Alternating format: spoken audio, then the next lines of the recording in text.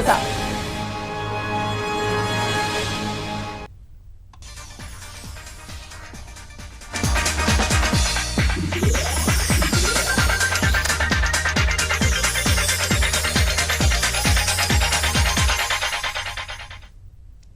नमस्कार, आप देख रहे हैं खास खबर और मैं हूं रजनी राय। खास खबर में आज हम बात करेंगे किस तरीके से खदानों का बंदरबाट किया गया था और ये खबर जो सबसे पहले दिखाई थी वो ईटीवी ने दिखाई थी और अब जाकर ईटीवी की खबर का बड़ा असर हुआ है। तो क्या है ये पूरा मामला, इस पर हम चर्चा करेंगे। आपको बता दें कि मध्य प्रदेश में आचार संहिता से पहले खदानों की बंदरबाट मामले में ईटीवी की खबर का बड़ा असर हुआ है। इस मामले में सुप्रीम कोर्ट ने यथास्थिति बहाल रखने का आदेश दिया है, साथ ही आवंटित खदानों पर रोक लगा दी गई है। यानी विधानसभा चुनाव से पहले प्रदेश सरकार को बड़ा झटका लगा है। आपको बता दें कि सुप्रीम कोर्ट के चीफ जस्टिस पी सदाशिवम की कोर्ट में इस मामले में सुनवाई हुई, जिसमें चीफ जस्टिस ने कहा कि पूरे मामले की जांच होगी। साथ ही राज्य सरकार से 4 हफ्ते में जवाब मांगने के साथ ही सीबीआई को भी नोटिस जारी किया गया है। किस तरीके से खबर का असर हुआ वो हम आपको बता रहे हैं।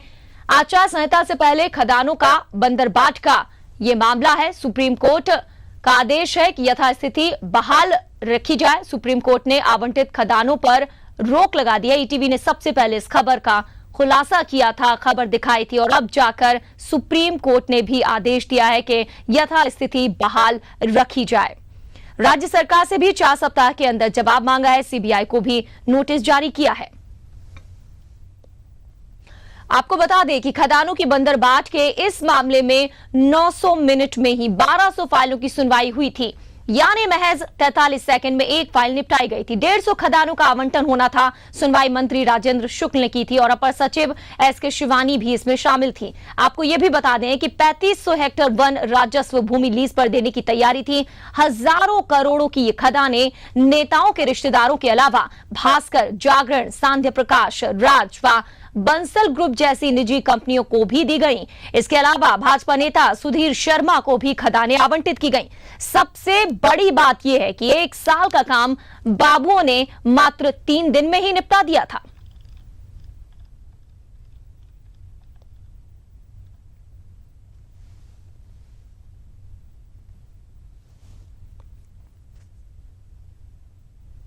इस खबर का बड़ा असर हुआ है और अब देखने वाली बात होगी कि चुनावी साल में कितना नुकसान किस पार्टी को होता है और किसे होता है कितना फायदा। तो इस मामले में सुप्रीम कोर्ट ने यथास्थिति बहाल रखने का आदेश दिया है, साथ ही आवंटित खदानों पर रोक लगा दी है। सुप्रीम कोर्ट के चीफ जस्टिस पी सदाशिवम की कोर्ट में इस मामले में सुनवाई हुई, जिसमें चीफ जस्टिस ने कहा कि पूरे मामले की जांच होगी। साथ ही राज्य सरकार से 4 हफ्ते में जवाब मांगने के हो रही है। इसके अलावा जो स्थानीय लेवल पे सिवनी और अपने मध्य प्रदेश के संबंध में उसमें जांच चल रही है। हिंदुस्तान में जितेंद्र को बचाने की कवायद चल रही है, तो पाकिस्तान में भी जितेंद्र की सलामती की दुआओं के लिए हाथ उठ रहे हैं। आइए देखते हैं पाकिस्तानी जेल से जितेंद्र को छुड़ाने के लिए क्या कुछ कर रहे हैं पाकिस्तान में ह्यूमन राइट्स एक्टिविस्ट। अंसार बनी साहब, मैं राहुल सिंह हूँ ईटीवी भोपाल के न्यूज़ रूम से। हमारे मध्य प्रदेश का एक लड़का जितेंद्र 12 अगस्त से पाकिस्तान की जेल में बंद है। बनी साहब, हम आपसे जानना चाहेंगे क्या कुछ किया जा रहा है पाकिस्तान में जितेंद्र को आज़ाद कराने के लिए। देखिए, इसके लिए हमने हुकूमत को लिखा है और हमने जो रेंजर्स है सिंह की, जहाँ से ये पकड़ा गया है, उनको भी लिखा है। हमें ये बताया गया है, अब तक की जो हमारी मालूमात है वो ये है कि इस लड़की को इल्लीगल एंट्री पाकिस्तान में गैर कानूनी तौर पर एंटर होने से फॉरनर्स एक्ट के तहत गिरफ्तार किया गया है। बनी साहब, मेरी जितेंद्र की माँ से बरघाट में मुलाकात हुई। आप क्या कुछ कहना चाहेंगे, क्या कुछ मैसेज देना चाहेंगे जितेंद्र की माँ को? देखिए, इसकी माँ मेरी बहन, ये मेरा अपना बच्चा है। मैं इतना सिर्फ इस बहन को कहना चाहता हूँ कि अगर ये किसी और जुर्म में मुलव्वस हुआ, जो सिर्फ बॉर्डर क्रॉस में हुआ, तो हम ऊपर वाला चाहेगा कि इसे बहुत जल्द इसके घर भिजवा देंगे। बनी साहब, हम आपसे जानना चाहेंगे जितेंद्र ने अब तक क्या कुछ बयान दिया है पाकिस्तान में, आखिर कैसे वो दाखिल हुआ पाकिस्तानी सीमा में? देखिए, वो तो कह रहा है कि वो इसी फ्रेंड्स के जरिए आया था और उसे जो है यहाँ पे आने का शौक था।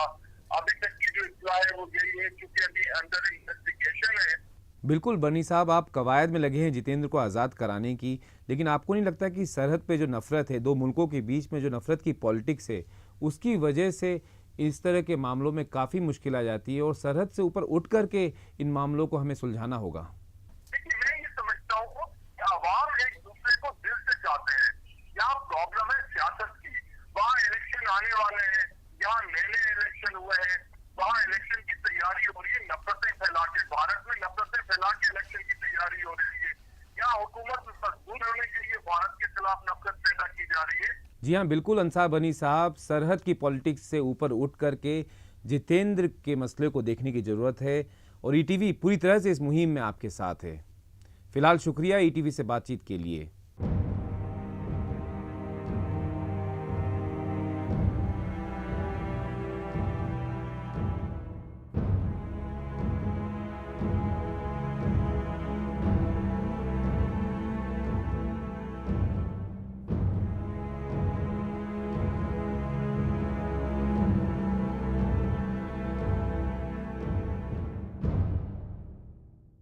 ये केवल एक जितेंद्र का मामला नहीं है। हिंदुस्तान और पाकिस्तान की सरहदों पे ना जाने कितने जीवन उलझ गए, पर इंसान को इंसानियत से दूर करने वाली ये सरहदें शायद ये कभी ना समझ पाए। ये थी ईटीवी की खास पेशकश, सुनो पाकिस्तान, लौटा दो मेरी जान। इसके साथ ही मुझे राहुल सिंह को दीजिए इजाज़त। ईटीवी पर खबरों का सिलसिला जारी रहेगा।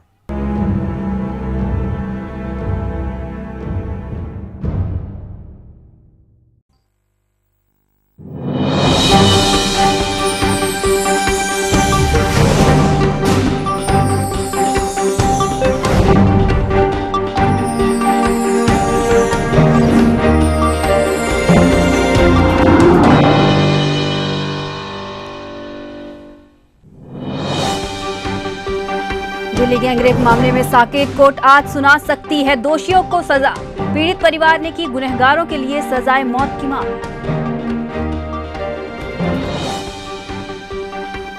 सागर में दिग्गी का नरेंद्र मोदी पर पलटवार, कहा कांग्रेस पर भ्रष्टाचार का आरोप लगाने वाले मोदी के राज्य में नहीं है लोकायुक्त, जनता कहां करे घपलों की शिकायत। आसाराम के खंडवा रोड आश्रम और गुरुकुल पर जल्द गिर सकती है गाज। अवैध निर्माण और लीज की शर्तों के उल्लंघन की पुष्टि, प्रशासन वापस ले सकता है कब्जा। पाकिस्तान में बंद जितेंद्र तक पहुंचा ईटीवी, मासूम को आजाद करने की मुहिम जारी, बेटा सरहद पार, मां को लाडली का इंतजार। और भारत जागो मैराथन के दौरान ग्वालियर में धावकों की सुरक्षा से खिलवाड़, सड़कों पर दिखे वाहन, भोपाल में पीटी उषा ने जलाई मशाल, क्रिकेट मदन लाल भी रहे मौजूद।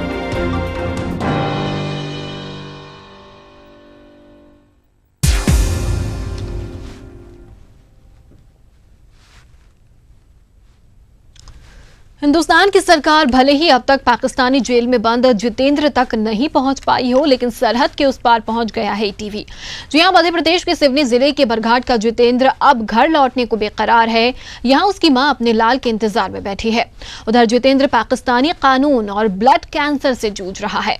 जितेंद्र सुना रहा है अपने पाकिस्तान पहुंचने की पूरी दास्तान। पेश है ईटीवी एमपी के न्यूज प्रभारी राहुल सिंह की ये खास रिपोर्ट। टेलीविजन पर पहली बार पाकिस्तानी जेल में बंद हिंदुस्तानी बेटे की कहानी ईटीवी ने सबसे पहले आपको बताया। पाकिस्तानी जेल में बंद जितेंद्र का exclusive interview. Madhya Pradesh India का रहने वाला हूं। अब हम आपको दिखाएंगे हिंदुस्तान के इस बेटे की कहानी, उसी की जुबानी, सीधे पाकिस्तान से। पाकिस्तानी जेल में जिंदगी और मौत की जंग लड़ रहे जितेंद्र ने अपने एक्सक्लूसिव इंटरव्यू में यह खुलासा किया है कि वो सिवनी के बरघाट में अपनी मां का घर गुस्से में छोड़कर निकल गया था। बस मैं घर से आ गया था गुस्से में, बस यही, और किसी को बताया नहीं था मैं घर में, और ट्रेन से आ गया था मैं इधर, मुझे पता नहीं था, मैं ऐसे ही घर से आ गया था। भटकता हुआ जितेंद्र गलती से सरहद पार पाकिस्तान जा पहुंचा। पाकिस्तानी रेंजर्स को जैसे ही जितेंद्र ने बताया कि वो हिंदुस्तानी है, उसे तुरंत आंखों पर पट्टी बांध के गिरफ्तार कर लिया गया। बॉर्डर क्रॉस कर गया था गलती से। इस तरीके से मैं यहाँ पे पहुँच गया। मुझे रेंजर्स वालों के पास में चला गया था, मुझे मालूम नहीं था कि मैं पाकिस्तान में आ गया हूँ। मैं पानी पीने उनके पास गया, मैंने पानी पिया, उन्होंने पानी पिलाया, पूछा तो मैंने उनको सही से बता दिया मैं कहाँ का रहने वाला हूँ। फिर उन्होंने मुझे पकड़ लिया, उसी वक्त मेरे हाथों में पट्टी बांध दिया उन्होंने। सरहद के उस पार पाकिस्तानी जेल में तिल तिल कर मरता बेटा, उस सरहद के इस पार एक गरीब हिंदुस्तानी माँ की गुहार। तो मेरी रिक्वेस्ट है कि मेरा बेटा को जल्द से जल्द रिहा करके घर पहुंचा दे। वो मेरा जान का टुकड़ा है।